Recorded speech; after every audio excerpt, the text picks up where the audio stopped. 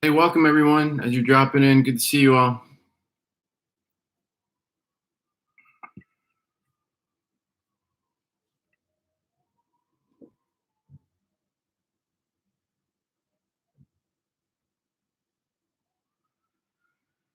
How's everybody doing? Are you getting hit by the cold front that's coming through right now? I'm looking out my window. It is getting very windy, and it's in the 50s right now, or maybe the 60s right now. But it's supposed to drop down to like 36 tonight.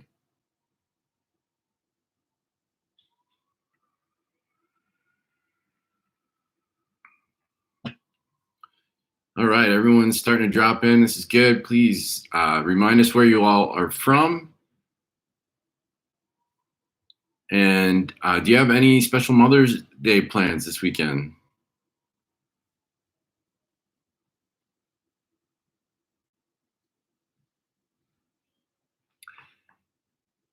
And speaking of Mother's Day, a shout out to all of the SJCS moms out there.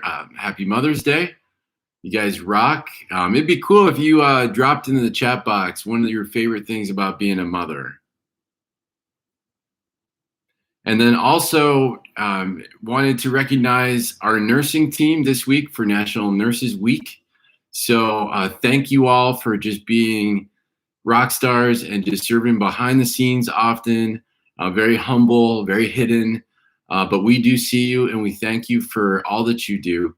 And I was wondering if you could also drop in the chat box, if you are a nurse, what is it that you love about being a nurse? And also, is there something about the job or an experience that comes with the job that makes you laugh that maybe for us non-nursing folks, we would never get to experience?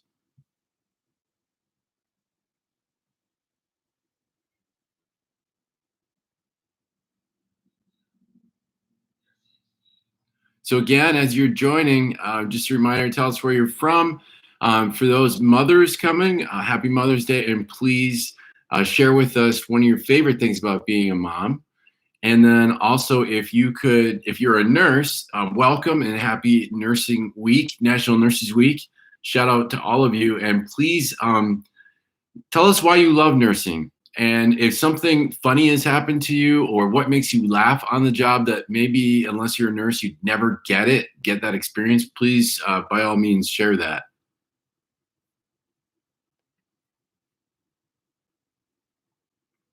We'll launch in a couple minutes.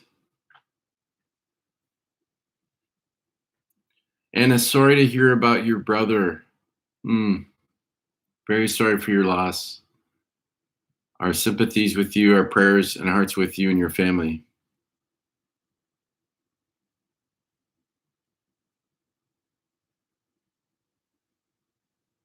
Yes, definitely. Safe travels.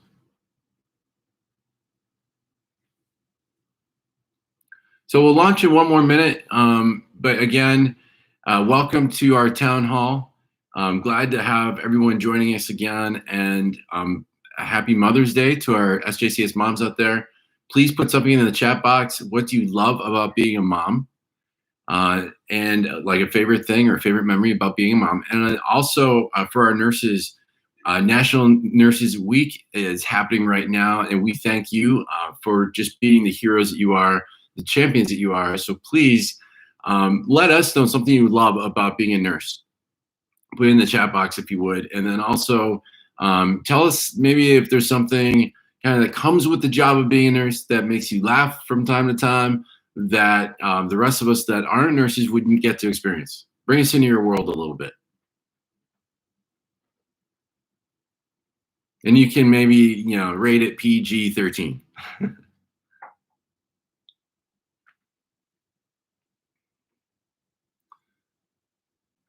Oh, okay. It's 2:35, so we're gonna get going. We've got about 40 people here so far. I'm sure others will join along the way. It's good to see you all again. This is working pretty well. We're seeing usually about 150 to 200 views of this. So typically on average, about 60 people join in live to these town halls. And then it's great to see that people are getting the word and going up to either our YouTube channel or the SJCS website. On YouTube, we get about 150, 200 views. and I believe you can play it directly off our website. So I'm glad to know that it's being viewed, that people are finding it helpful. Again, it's on sjcs.org/staff updates is where we keep it, as well as our SJCS YouTube channel. Shantae, that's pretty cool. And I've been struggling with allergies, so my voice might get raspy, or I might just suddenly start coughing all over the place. But it's been really bad here in the DC area, for sure. And then also, just to keep you posted, so my wife is still winning on the haircut or no haircut during COVID. As you can see, it's getting a little longer. Doing the best I can to kind of manage it. And then also, we finished our last Avengers movie last night, Spider-Man: Far From Home. So we have now viewed the entire series in chronological order over COVID, which is pretty amazing.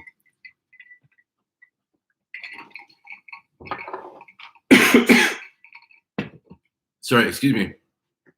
And then we're going to start a new puzzle. And this is a custom puzzle that I made for my wife that's COVID themed. And you won't be able to see all the pictures really well, but you'll get a general idea.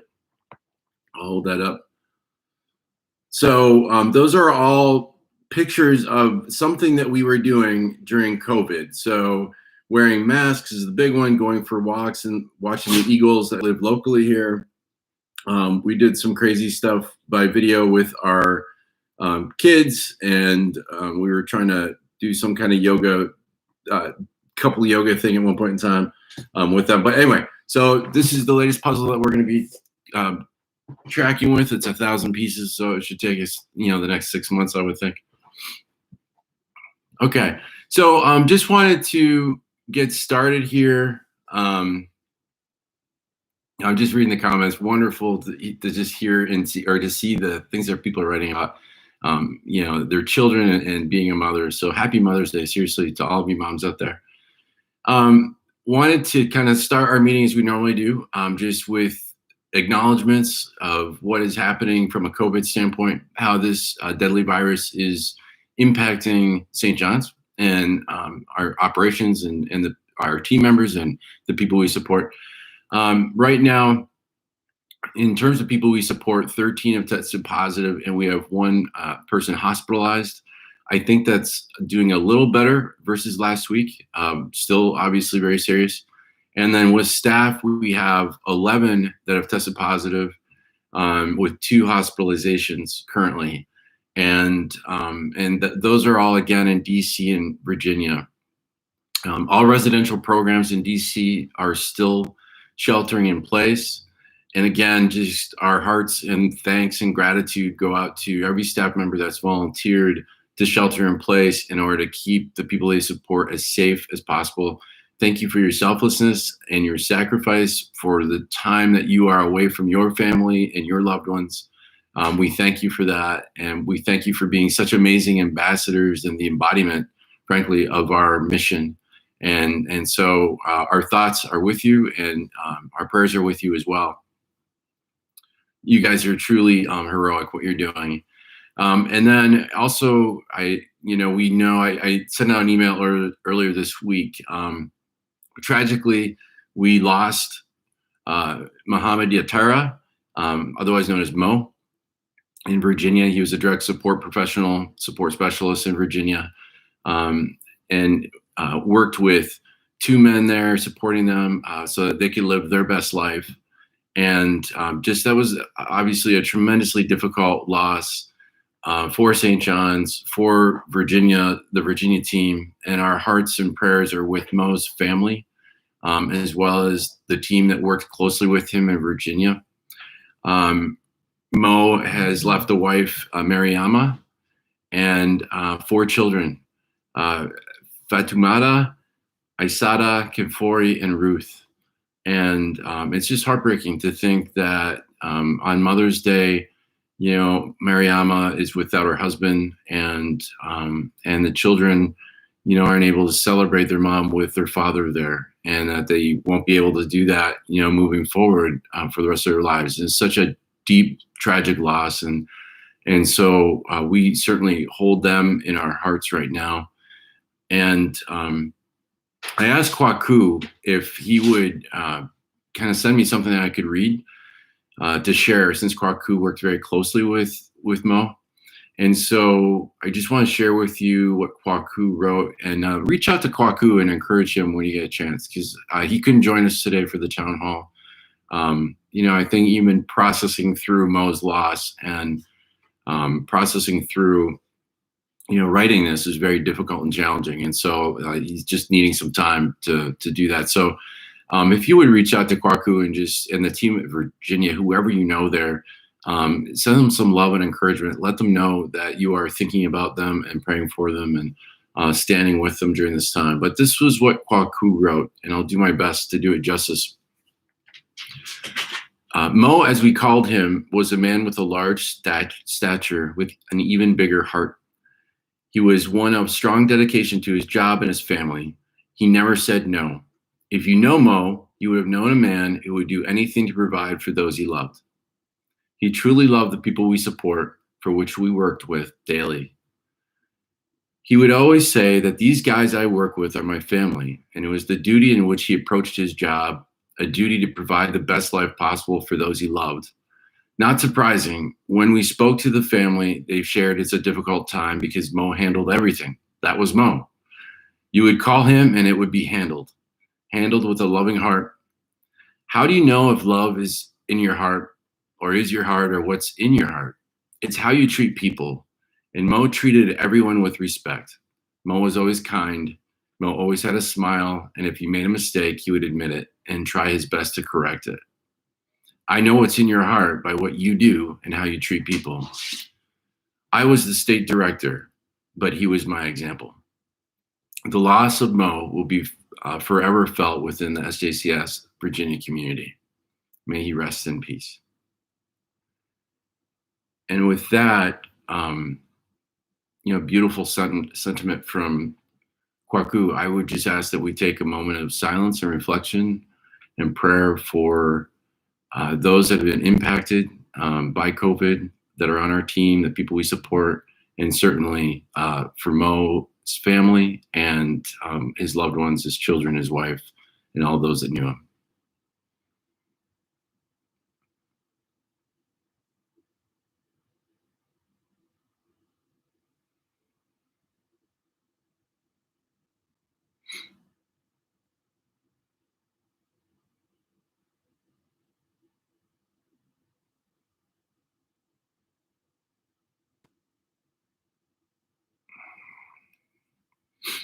Thank you very much for participating in that. And just a note for the Virginia team that's watching, we're working with Rich and Kwaku on trying to schedule a virtual vigil that we'd like to invite you to. We're going to try to do that next week. We realize it's difficult to not be able to gather together and hold space together with regards to Mo and comfort each other. So we want to do what we can, and we're going to try to set something up through Zoom. So be on the lookout for that, and we will keep you posted. And hopefully, like I said, we'll try to get that scheduled and happening next week.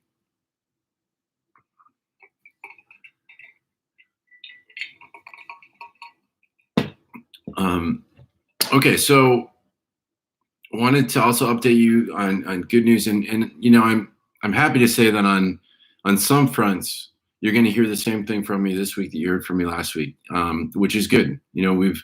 We've been operating fairly status quo at this point in time for the last few weeks, which is good in terms of operations and program operations in Tennessee and Virginia, or Tennessee, Delaware. So good news happening in programs. First, there was another Tennessee and Virginia DC supply run that just took place. We thank you to the team that coordinated that.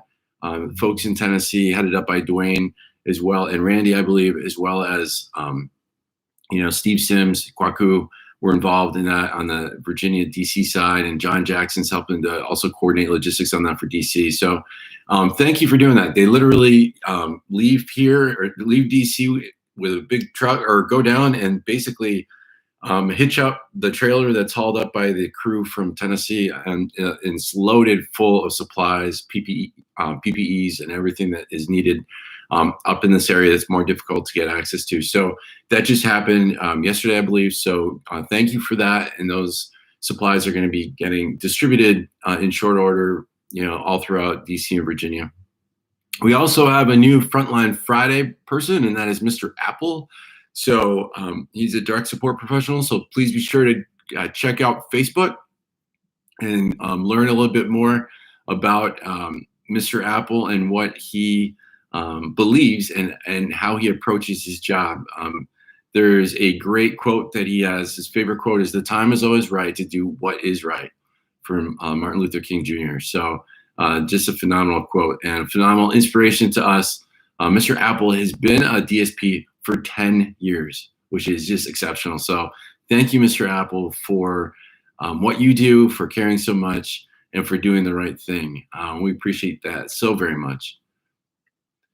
And then Harlan Morris last week ended its shelter in place last Friday and started the process of kind of coordinating the staff and moving them back home. They had to do that very carefully, obviously. And then staff are starting to get back into a regular routine at Harlan Morris. So congratulations. And again, thank you to the staff at Harlan Morris that were so willing to shelter in place with those that were so vulnerable, the 20 residents that live at Harlan Morris. And fortunately, we continue to get through this week without any problems down there relative to COVID. And so that's a positive thing. So again, just shout out to the Harlan Morris team. I'm very excited that things are starting to kind of ease there. We still have very strict, aggressive social distancing practices in place, like no visitation as an example. But we are doing the best that we can to be able to try to have a normal kind of function in the elder care home there, Harlan Morris. So good news there. And then New York, Tennessee, and Delaware, still no positives relative to COVID tests. So neither people that we support or staff. So that is a very good thing. So I'm sorry, I'm being corrected here. There was a mistake on our social media post, and thank you, Precious, for catching it. It's Mr. Apple. So not Apple, Mr. Apple. So thank you very much. My apologies for that. I was reading that post. So, but we will double check that for the future. But again, Mr. Apple is our hashtag Frontline Friday recipient for and highlight for this week. Thank you for that, Precious.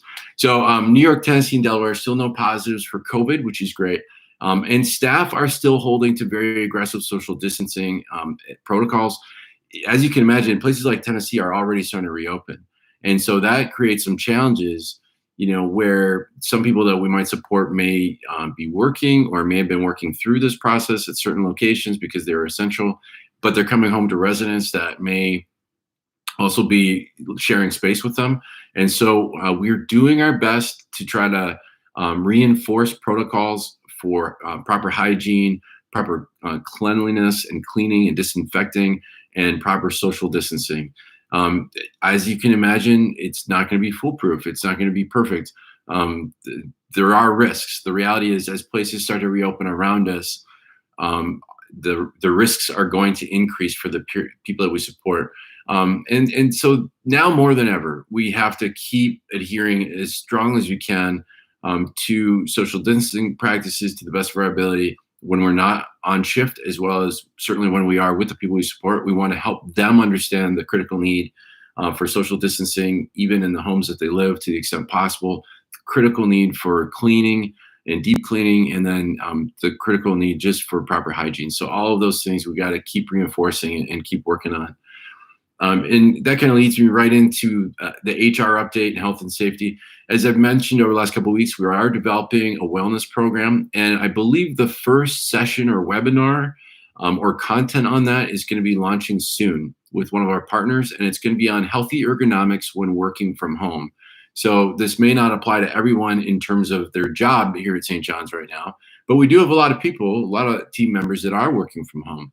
And so ergonomics are important. And so we're getting this content out so that people can look at their workspace, have good practices there so that they can stay physically healthy as well, and as well as have good mental health. And then it could be also relevant for someone in your family or one of your loved ones that's also working from home. So, hopefully this is going to be our first kind of foray into what will be regular content that comes out as we build out this wellness program. We seem to have a good partner that we're working with on that, so we're excited to see that launch. So stay tuned for more information on that. That'll be on the ADP. We'll also release information about it on TheraP, certainly through email, and then we also will be putting it up on staff updates. So sjcs.org/staff updates. And then I might as well let you know what else is in the works relative to communications. And we haven't got it all nailed down yet, but we are implementing a new program that will do mass texting across the entire organization. And so if we have to get a message out across the organization or to a segmented population of our organization, we will have trees set up to be able to do that, where we can send a text. And so obviously, as you can imagine, there's a process that we're going to go through to get people's information and be able to then utilize it as needed. So the program is called RAVE. We might name it something different for St. John's, but look for details on that, sure to come. And then again, as I mentioned last week, we are preparing for open enrollment. That is going to be on us before we know it, probably within the next 3 to 4 weeks. We haven't set a date for it, but it's imminent. So it's going to be probably towards the end of May, beginning of June, and it'll typically go for 3 to 4 weeks itself. So open enrollment is coming. Why that is important to you? One is it's an opportunity for you to take advantage of the benefits that St. John's offers, which I believe we have a pretty good benefit package. It may not be as much as, say, some for-profit companies, but we do sit and put hours into it, looking at how we can make it better. We try to resource it to the best of our ability. So this is an opportunity for you to sign up. Unless you have a life-changing qualifying event, you can't just get onto our benefits at any point in time. You have to do it during open enrollment. So this is really critical to do. And be prepared for it, be on the lookout for it. Again, announcements will come out for that. And another important thing that you can do is make sure that your information is updated in ADP. I can't underscore this enough.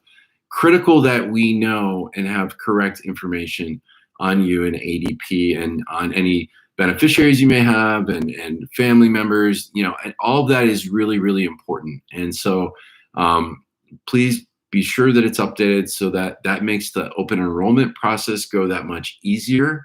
And then it makes HR's ability to assist you in leveraging your benefits much better and easier as well. So because we want you to be able to access all that you're entitled to through your benefits, and to do that, we need to make sure your information is up to date.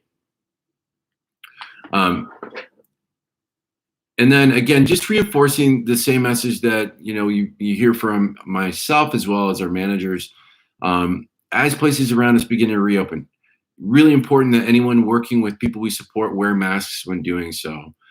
Really important that when you see each other as coworkers and you're changing shift, or you see your supervisor, in these times it would be totally natural to want to give them a hug, to want to shake their hand, to want to high five, to want to fist bump, to want to greet them in any physical appropriate way. But you can't do that right now. Absolutely can't do that. And so we really got to make sure that we're wearing masks when we're around each other and around people we support. It's important that if you are exposed to COVID, that you contact your supervisor as soon as possible and follow through with local health department protocols. And then also really important that you follow through with return to work protocols. The key here is communication. We need you to work. Absolutely, we need you to work. We need you to be on shift when you're able to be on shift. And to ensure that, we need good communication with you and your supervisor, and we thank you for that. That is happening, and we appreciate that. And then we also need just the proper procedures to be followed, both for protocols relative to the health department if you're exposed or if you test positive, and then also for return to work, okay?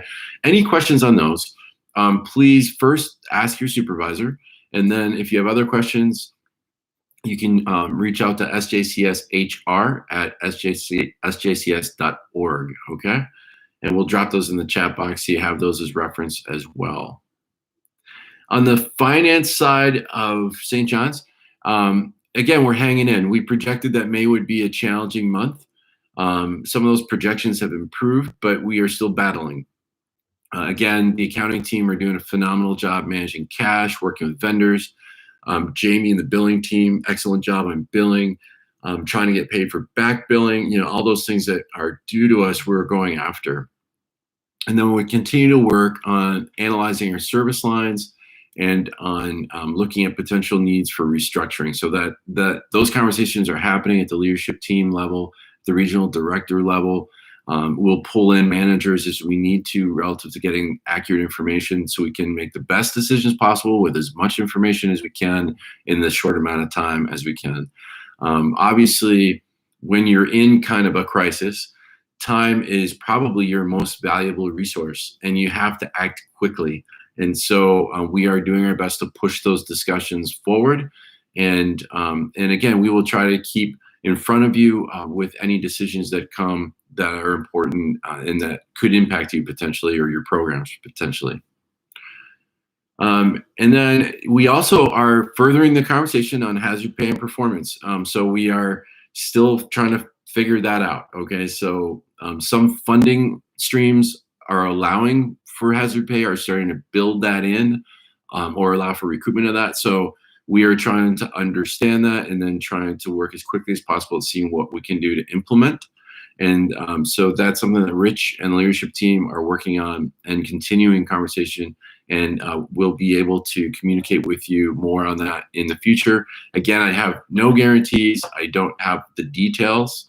I can say it's a priority that we want to be able to recognize our employees that are really putting themselves in harm's way, particularly right now, with some level of hazard pay. So again, more to come on that. And we will do the best we can there. And then we did receive some additional PPP funding, or at least indication that we would be receiving some PPP funding.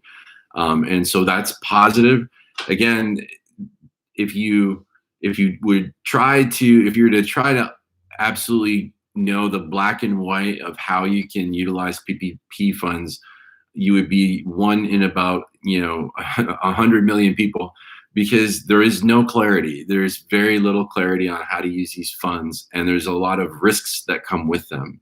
A portion of the funds, if used correctly, are potentially forgivable. But basically what the government did is they rushed to get a lot of this money into the economy through the banks, so that various organizations like St. John's could access them during the time of crisis and when cash flow and liquidity are a problem. So because they pushed it through, even though it took longer than expected, because they pushed it through, they did not have all the guidance and the rules and the structure around it figured out. And so it's a lot of kind of figure it out as you go is what's happening right now. And so there's a lot of groups out there that are advising on different perspectives of PPP, but there is no real clarity until we get kind of the final rules from the government. So we're being very cautious and careful with any funds that we receive. And actually, technically, we can't even access the funds that we did receive because of an account issue with our bank, but we'll work that out. So so the good news is we got some, and it seems like there's more coming.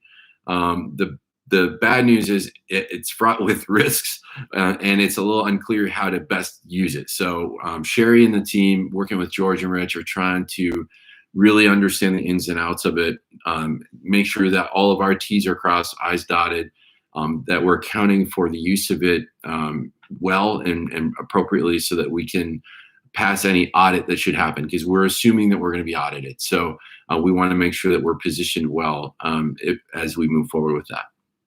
And again, as I said, May's projected to be a challenging month. So far, so good. We have been able to manage with the existing cash coming in the door, and we are projecting some deficits. But again, that's an ever-changing, moving kind of situation. So, and we do have enough liquidity right now to deal with our existing challenges that we foresee through the course of the month. But we hope that that situation will improve and get better. Marketing and development. So right now, in honor of National Nurses Week, Steve Sims, our director of nurses, is up there for Champions in the Crisis. So so he's on our website right now. Be sure, if you have not checked out that video, please do. It's a great interview with Steve, just to get an insight on what the nurses have to do 24/7, just the weight that they carry, the pressure that's on them, the joy that they have in doing the job, and just the humble nature that they have in doing that as well, and supporting people we support. So be sure to check that out. Ryan Temple, our regional director in Tennessee for Bartlett, which is just outside of Memphis, is on deck. So his video interview will be launching this Monday. And you'll want to tune in for that as well. I mean, he speaks very thoughtfully about what does it mean to care for people that are medically fragile with intellectual and developmental disabilities in homes in Tennessee right now. And especially when you consider Tennessee is starting to reopen, he has thoughts about that. And then, and he also reflects on his tragic accident and his recovery through that. And the last few minutes, he talks a lot about self-care. And so really, really inspirational stuff. Be sure to tune in Monday for that release on social media as well as on the website. That's Champions in the Crisis. And just a shout out for other people, because this is our second video for Tennessee. We do want to work working on getting Delaware and Virginia in the pipeline. I was unable to connect. We've got a great potential interview in Delaware, and I just was unable to make that happen. That's on me, and so we'll be sure to connect there. And then also Virginia, with Mo's passing this week. I really felt like the team needed time just to be able to kind of spend some time processing and focusing on what they're already focusing on for operations, and didn't need to worry about trying to schedule an interview. So those two will be in the pipeline for upcoming videos, interviews. Just the importance of making sure that all throughout St. John's that we're highlighting the efforts that are taking place everywhere.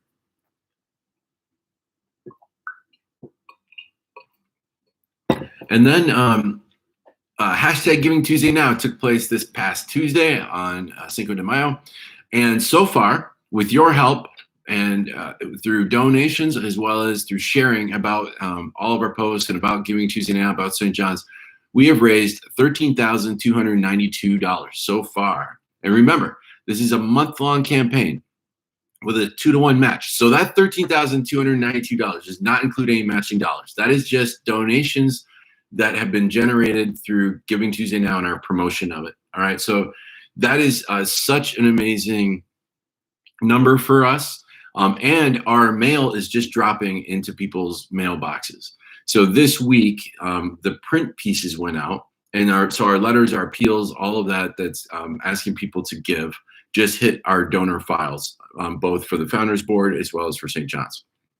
So this is exciting, and this is great, which means more dollars will come in because people will give in response. So remember, it's a month-long campaign. It goes to June 5th. Our stretch goal is $75,000. That would be huge for us because we've never raised $75,000 in a single campaign before. So that would be absolutely phenomenal. And how you can help is by liking and sharing our posts, asking your networks of people to support. If you have the capacity to give, we welcome your donation at any level. Remember, it's matched 2-to-1, so essentially your gift is tripled. Okay, so if you think about it, $20 turns into $60, $50 turns into $150, and $100 turns into $300 with that 2-to-1 match. It's a little confusing. My wife and I were going back and forth as to whether it's really tripled, but it mathematically works that way, but it's a confusing message. So anyway, 2-to-1, it's exciting. Giving Tuesday Now, and we're calling it, Sandra, maybe drop in the chat what the new hashtag is. I think it's the big match, I think is what Sandra coined, as hashtag the big match, as well as campaign for champions or something like that. So Sandra will drop a couple thoughts in. If you have good ideas on hashtags for our campaign, please also drop them in to the chat box. That would be awesome. All right, just going through notes here. I want to keep catching up here.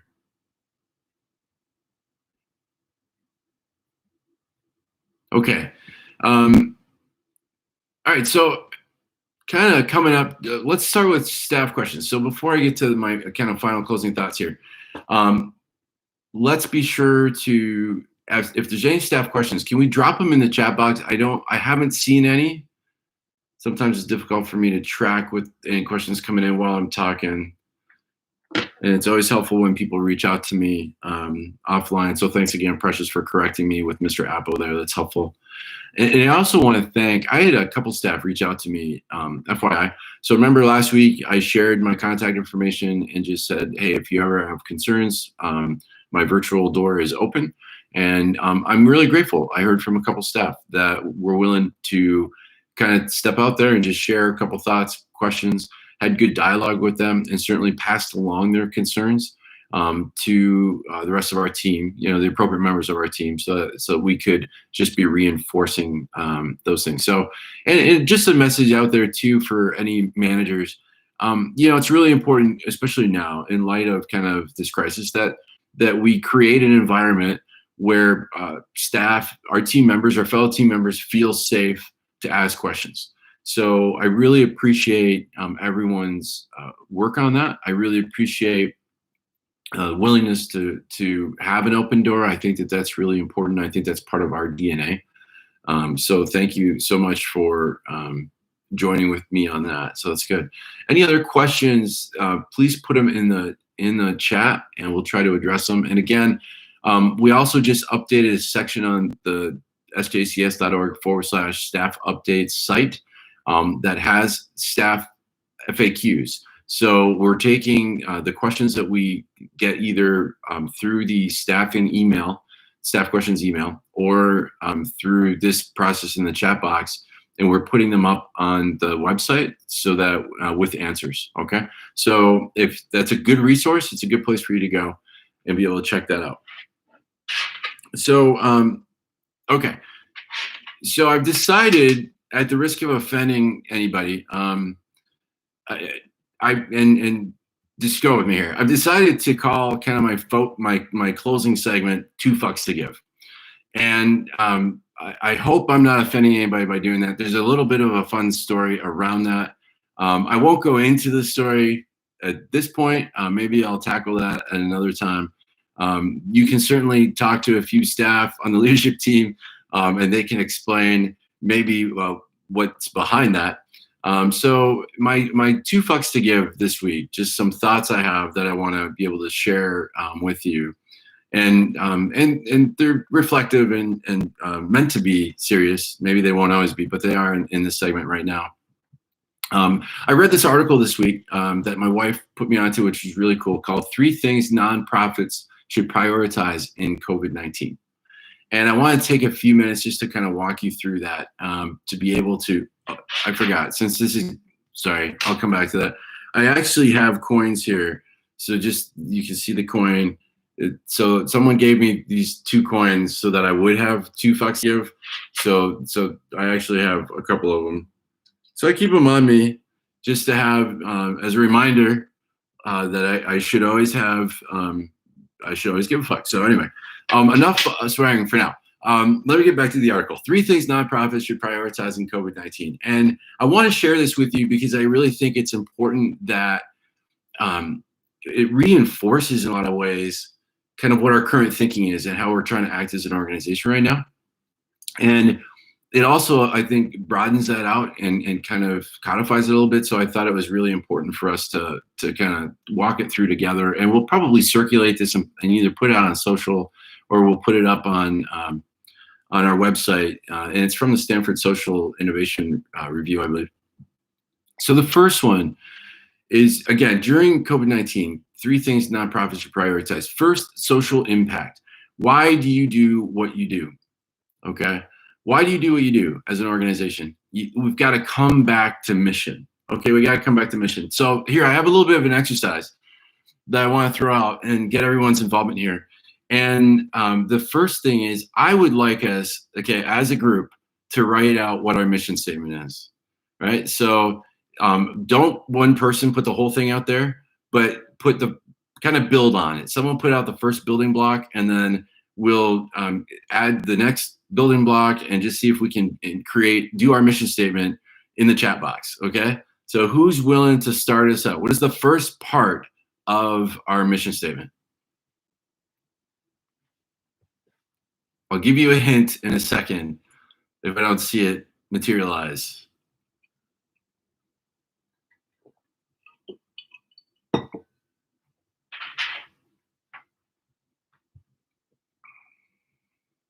Okay, it starts with the word advancing. Who wants to build on it from there? Not quite, Shante.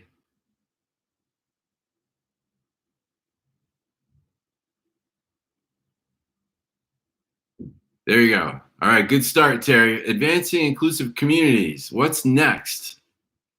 I'll give you the segue word. Advancing inclusive communities. Where? That's the next word. Advancing inclusive communities where? That's okay, Shante. No worries. And feel free, leadership team, kind of hoping that you can drop some of this in. Where regardless of circumstances, advancing inclusive communities where regardless of circumstances. It's actually where every person, regardless of circumstances, that's correct. So far, so good. We're getting it. Advancing inclusive communities where every person, regardless of circumstances, has the right and opportunity to live their best life. You got it. Good job, Sandra, pulling it all together for us. That's why she is our force multiplier. That's right. Good, good, good. Excellent. So to live their best life. That's right. So that's what we are about right now. We are still on mission. We are still advancing inclusive communities where every person, regardless of circumstance, has the right and opportunity to live their best life. So it looks different now, perhaps, than what we're normally used to, but we are still doing that. We are still on that mission, okay? The next thing with social impact is the question that they ask is, how can we innovate? Technology, partnerships, however that looks, how can we innovate, okay? And then the third thing under social impact is how do we frame the value of what we do with our key stakeholders? And that's been very clear. That's been becoming clearer and clearer for me in terms of looking at it in our messaging, especially in light of the crisis, because right now, residentially, you know, our programs are absolutely geared around protecting people that have disabilities or people that are experiencing homelessness or people that may be elderly and seniors and are at incredibly high risk, you know, because they may have underlying conditions or have medically acute needs. So, so in framing that to our communities around us, that's definitely an easier way for us to be messaging. But the keys under social impact, why do we do what we do? Coming back to mission. Remember, it all starts with mission, and then looking at how can we innovate and how do we frame the value of what we do. So again, takeaway is for us to be thinking about this wherever we are. We don't have it all figured out. We are definitely making progress, and we are spearheading in a lot of different directions on this, but be thinking about how can we do those things. The second area is economic viability. How do you fund what you do? And they talk there about assessing current state, creating financial scenario plans, and then having honest conversations with stakeholders. And I feel like we are on that path as well. But again, I would encourage all of us to be thinking about how we can further that. You know, is there another way that we can assess what we're doing and our financial viability? Are there other scenarios we haven't thought of that we should be creating? And then are there other conversations that we should be having? In the next couple of weeks, I'm going to be doing the kind of Zoom Championing the Crisis interviews. And I think we're going to try to do a live version of it with Facebook. And I'm going to be talking to a couple key stakeholders and donors that support us connected to this campaign, right? Asking them to tell their story as to why they care about St. John's and why they care about the people we support. So I think that is a really, really, really helpful. And then the third bullet is, what is our capacity to deliver? What is our capacity to deliver? What supports what you do? Okay, so we've got the mission, but what's under that supporting it in order to make that happen? So they talk about leadership capacity and the ability to have diffuse structures throughout the organization that can lead to quick decision making. They talk about frequent and transparent communications with your team members and with other managers.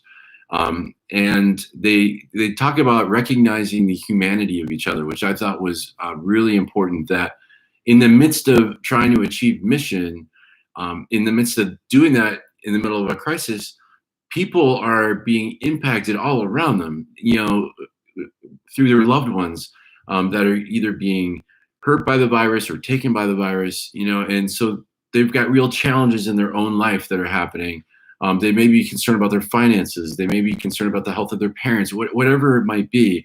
And so it's important that we recognize that humanity in the midst of managing this challenge.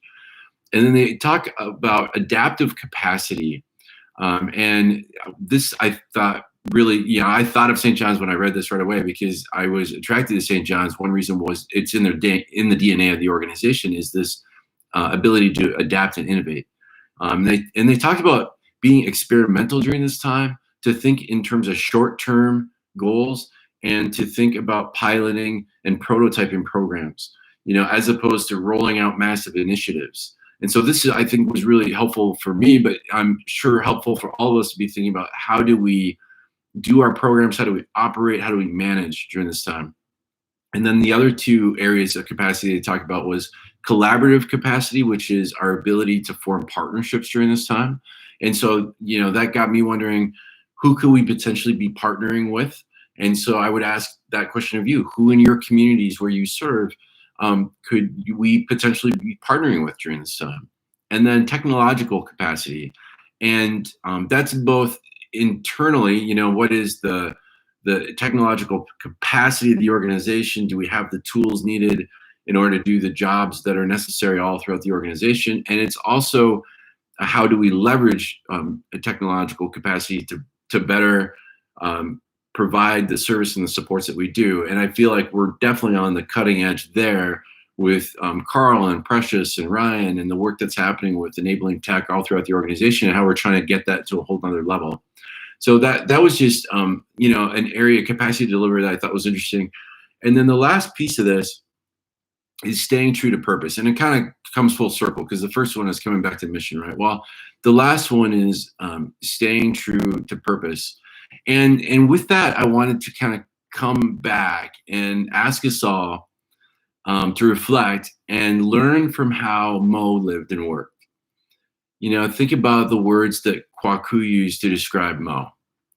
Big heart, dedicated to those that he loved and supported, was human, would make mistakes, but would admit them, would take responsibility and strive to provide the best life possible, even in these moments.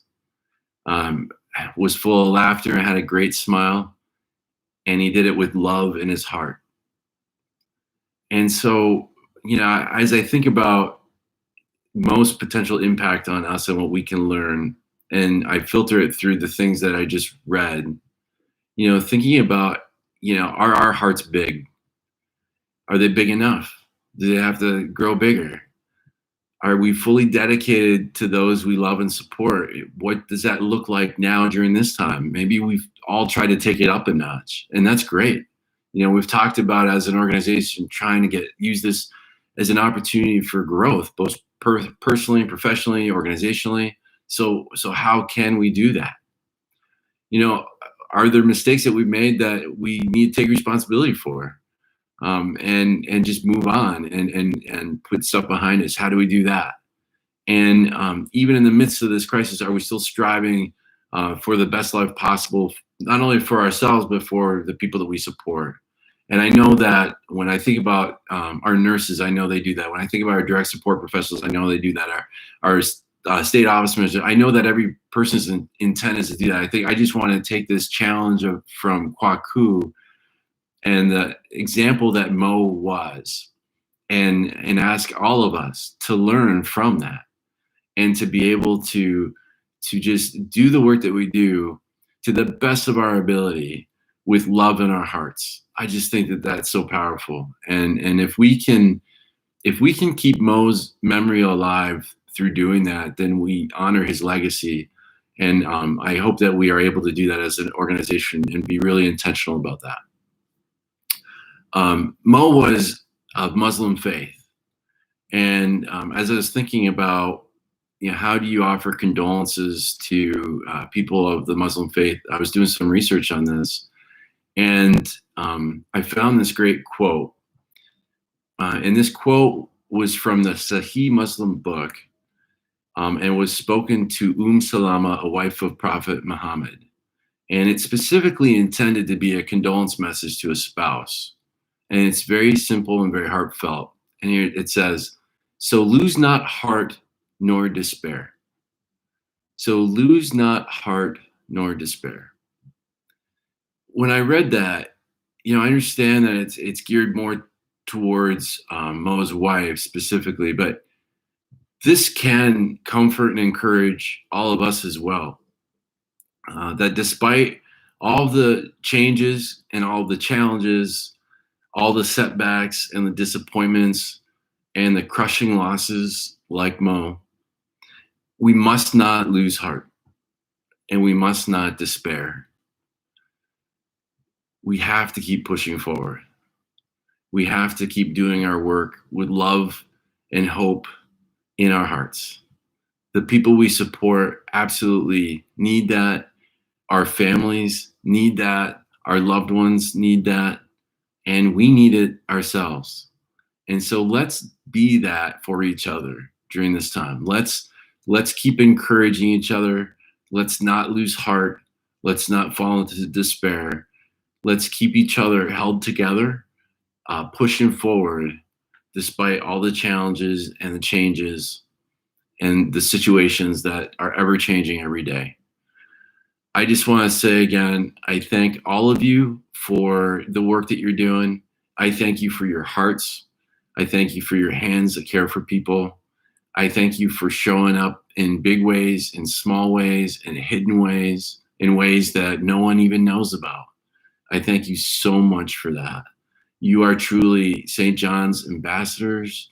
You are what make this organization what it is. You are what makes it special, what sets it apart, and what absolutely makes a difference in the lives of the people we support, helping them to have and live their very best life possible.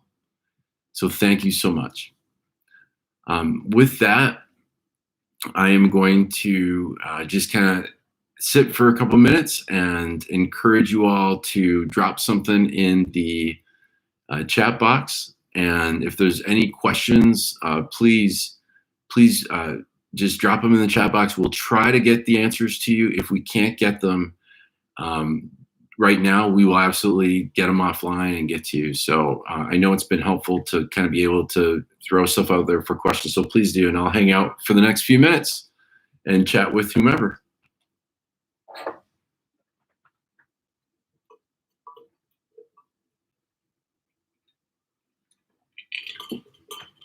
Oh, I love that. Let's keep the momentum. Lose not heart nor despair. Oh my God, that's amazing, Sandra. Wow. Someone write that down. So that's incredible.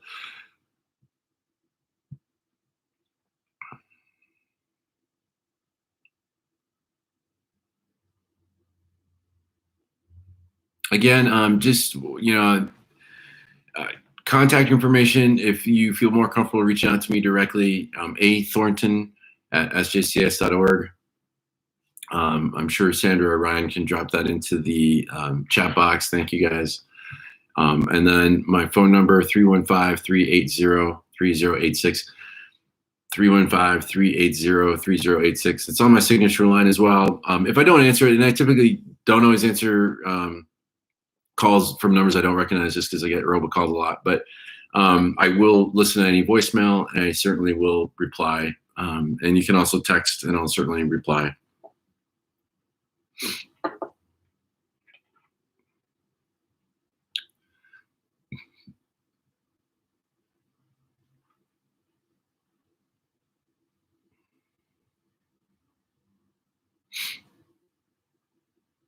Thank you, Ryan.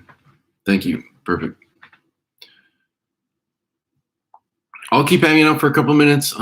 Feel free to chat with each other, chat with myself. And then again, I'm just also highlighting that in the future, one of the things I'm really excited about, like we're test driving this next week. I want to do one of these town halls as a Zoom chat, and people can join by video if they feel comfortable doing that, or just by call, which is fine. But I have a very specific reason that I am not announcing yet that I want to do that for. So we are logistically figuring that out, practicing some of that next week. So I'm hoping that one of the next 2 town halls, I'll be sending out instructions, or Ryan will, relative to different format instead of it being YouTube, allowing it to be a little more interactive through Zoom. So that'll be good. Yeah, happy Mother's Day again to all the moms out there. I hope you have absolutely wonderful celebration. Thank you so much for all that you do in the lives of your children. That makes our communities a better place because of that, and makes our futures much better because of that. Future generations, truly sacred roles that you play, and just really appreciate that. And then also, again, a shout out to our amazing team of nurses. You guys are incredible. You rock, and you make our organization what it is, because we care for medically fragile people in so many situations, and you're the ones that are standing between them and harm's way. So we thank you so much for guiding us and teaching us and leading us in that capacity, even if you may do it very quietly and with a lot of humility.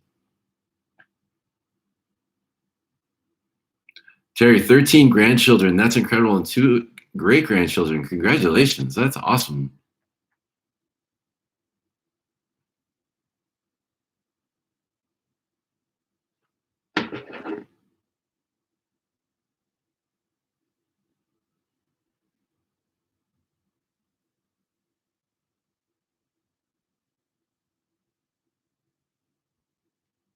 Just checking. I'm always helped by people offline on text, so that's good. I really appreciate that. It's incredibly helpful. Just a couple more minutes, we'll wrap this up.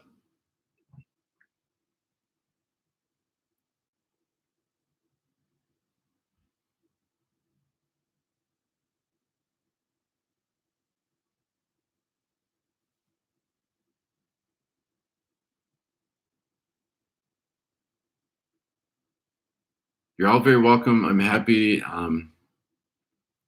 to be doing the town halls. I think that they've made me better. Hopefully, I believe it's great for me to hear, at least in the chat box, everything that I read. It's so, incredible just to feel more connected as an organization. So I want to keep figuring out ways to make this bigger and get more of our team members connected to it. So I'm really blessed and honored to be able to do this. And certainly grateful for each and all of you. You guys are incredible.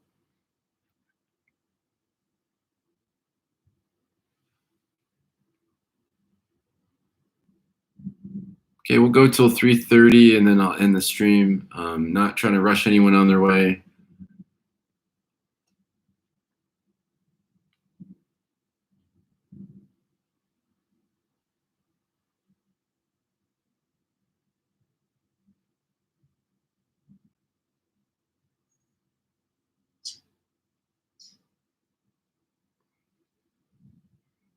Hope you all have a wonderful weekend. I hope that you're able to connect with your mother in some way, shape, or form in a meaningful way, and and I hope that you're able to connect with your kids if you're a mom. That's so important. So I wish you all a tremendous weekend. I hope again that you find time to practice some form of self-care, and really get some space for you and your loved ones, and disconnect to the best of your ability from work and from the pressure of COVID and just the changes in our environment because of it.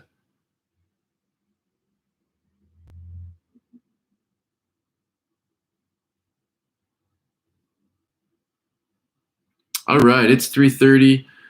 So I'm just gonna wrap it up. Again, thank you so much. Thank you all. Have an amazing weekend.